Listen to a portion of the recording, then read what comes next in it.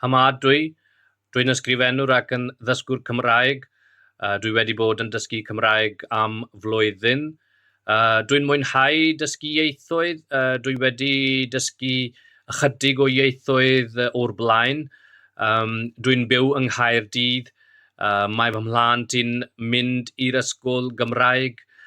Felly dyma rai o'r rhesymau pam dwi'n dysgu Cymraeg.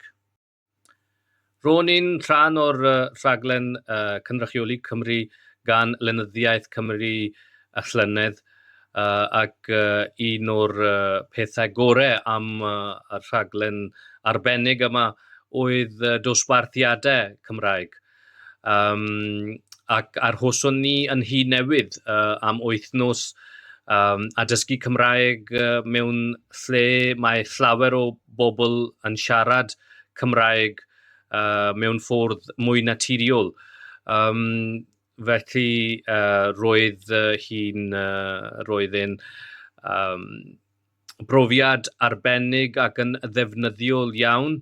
A fy hoff beth i am y rhaglen gyfan.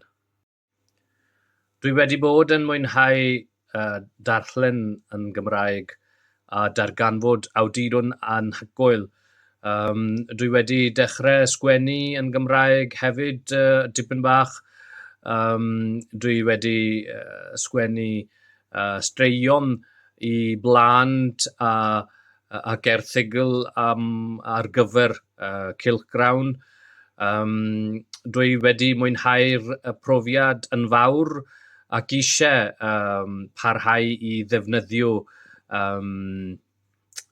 Cymraeg yn fy ngwaith fel awdur.